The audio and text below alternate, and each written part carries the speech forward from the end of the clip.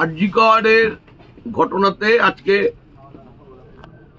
Death sentence না হয়ে হলো হচ্ছে লাইফ ইমপ্রিজনমেন্ট।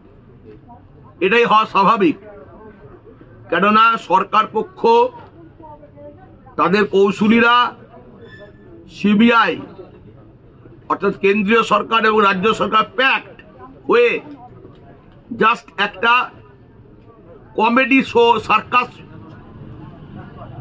মানুষের সামনে কোর্টের সামনে আনলো। স্টেট গভর্নমেন্টও চায়নি কোনোদিনও যে সমস্ত আসামিরা সামনে বেরিয়ে আসুক, বড় বড় মাথারা শাস্তি পাক, তারা অ্যারেস্ট হোক। এমনকি সেন্ট্রাল গভর্নমেন্টও চায়নি যে বড় বড় মাথারা এগিয়ে আসুক, বড় বড় মাথারা অ্যারেস্ট হোক এবং বড় বড় মাথারা শাস্তি পাক। তার কারণ একটাই, মোদিজি দেখছেন তার পুরোপুরি সংখ্যা গরিষ্ঠতা নেই লোকসভায়। তিনি দেখলেন যদি চন্দ্রবাবু নাইডু বা নীতিশ কুমার কোনো কারণে ধরবেন বা মমতা ব্যানার্জি তার হাতকে শক্ত করবে, এটা হচ্ছে মিউচুয়াল আন্ডারস্ট্যান্ডিং। এটা সাধারণ মানুষ জানে না, কিন্তু বুঝতে সবাই পারছে। না হলে সিবিআই যেভাবে বেল করিয়ে দিল আসামিদের 90 দিনের মধ্যে চার্জশিট না দিয়ে, মানে স্ট্যাটিউটারি পিরিয়ডের মধ্যে চার্জশিট না দিয়ে বেল করানো যায়, সেই ক্ষেত্রে হয়তো প্রচুর টাকার লেনদেন হয়েছে। দেখুন না, এই ঘটনাটা ঘটানো সিবিআই ইচ্ছাকৃতভাবে। ডাক্তাররা বোকা, হয়তো তারা প্রচুর পড়াশোনা জানা লোক, প্রচুর ভালো পড়াশোনায় তাদের ইন্টেলেকচুয়াল মারাত্মক, তারা ইন্টেলেকচুয়াল লোক, কিন্তু আইন সম্পর্কে আন্দোলন সম্পর্কে তাদের কোনো নলেজ নেই।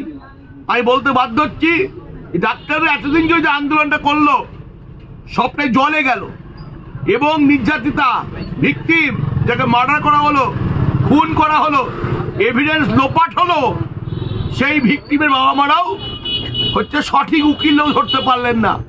ডিফেক্ট কমপ্লেনেন্টের হয়ে সঠিক উকিল বুঝে দাঁড়াতো, তাহলে এই মামলায় সমস্ত আসামি বেরিয়ে আসতো। কোর্টকে চেপেই ধরতে পারলো না ডিফেক্ট কমপ্লেন্ট উকিল। আরে বাবা, রাস্তায় দাঁড়িয়ে রাস্তা ভিড় করে আন্দোলন করলে কিছু হয় না, ওগুলো জাস্ট প্রহসন।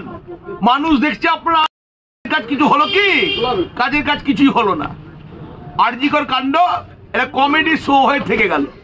আসল লোকরা হাসছে, যারা রেপ করেছে, মার্ডার করেছে, আসল লোক এই সঞ্জয়ের সঙ্গে যারা ছিল, সঞ্জয় সবাই আজকে বাইরে ঘুরে বেড়াচ্ছে স্যুটের বুটের টাই পরে।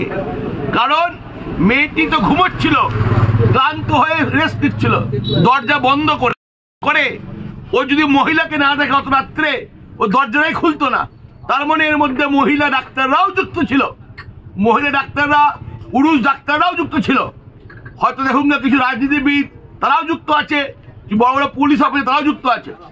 এখন এই ক্ষেত্রে যেটা দেখা গেল যে না কোর্ট এগিয়ে এলো প্রপার বিচার করার জন্য, না সরকারি কৌশলী এগিয়ে এলো প্রপার বিচার করার জন্য, না সিবিআই এগিয়ে এলো।